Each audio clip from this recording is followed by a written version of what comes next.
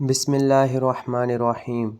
کیا حج کر کے آنے کے بعد دل واقعی بدل جاتا ہے یا کبھی کبھی غرور خاموشی سے ایمان پر پردہ ڈال دیتا ہے؟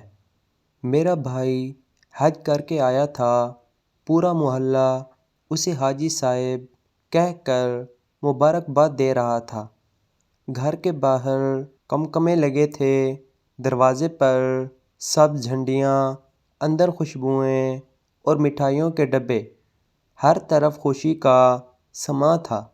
اور میں کئی مہینوں سے بیمار تھا، جسم کمزور، چہرہ زرد، جیب خالی، مگر دل میں صرف ایک خواہش تھی کہ بھائی کو دیکھوں، اسے گلے لگا کر کہوں کہ اللہ نے تمہیں اپنے گھر بلایا، تم خوش نصیب ہو۔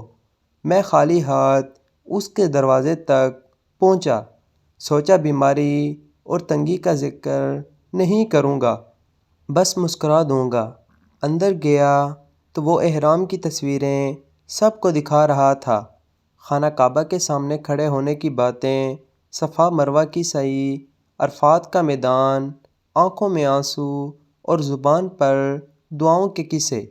میں بھی آگے بڑھا، بھائی جان کہہ کر باہیں پھیلائیں، مگر اس نے مجھے دیکھ کر پیشانی سکیڑی، ایک قدم پیچھے ہٹا اور ہاتھ سے اشارہ کیا، رکو، ایسے مت لگو، کپڑے خراب ہو جائیں گے، اور سنو، آئندہ یہاں مت آنا، تمہاری حالت دیکھ کر لوگ کیا کہیں گے۔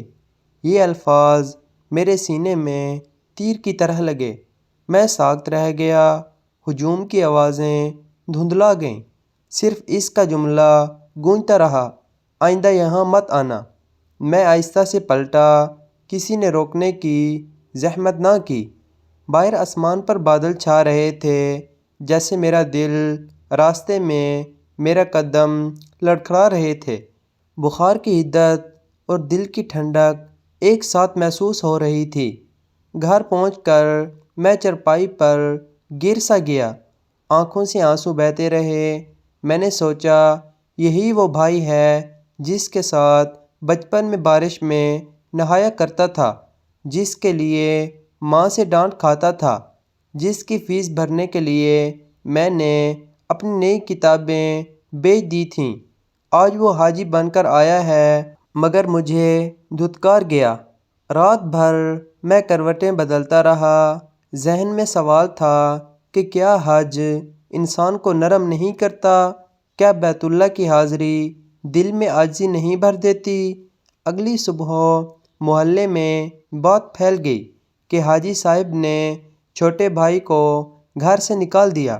کچھ لوگوں نے افسوس کیا، کچھ نے خاموشی اختیار کی۔ میں نے فیصلہ کیا کہ شکایت نہیں کروں گا۔ میں نے اللہ سے کہا، یا رب، اگر مجھ میں کوئی کمی ہے تو مجھے معاف کر دے، اور اگر میرے بھائی کے دل میں سختی ہے تو اسے نرم کر دے۔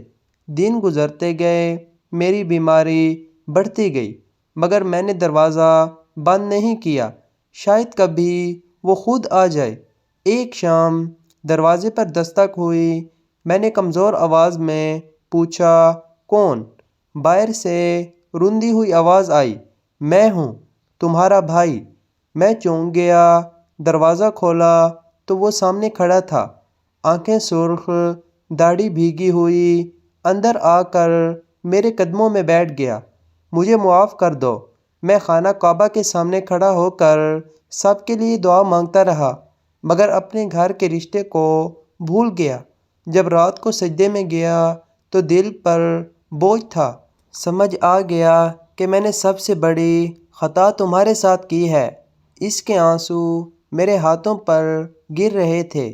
اس نے کہا، حج سے واپس آ کر میں خود کو بڑا سمجھنے لگا تھا، حالانکہ وہاں تو سکھایا گیا تھا کہ سب برابر ہیں۔ سفید احرام میں نہ امیر کی پہچان، نہ غریب کی۔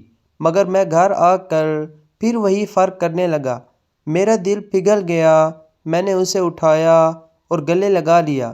اس بار اس نے مجھے زور سے تھاما، جیسے ڈر ہو کہ کہیں میں پھر دور نہ ہو جاؤں۔ اس نے سب کے سامنے اعلان کیا کہ میرا بھائی میری عزت ہے، اگر یہ نہ آئے تو میرا گھر ادھورا ہے۔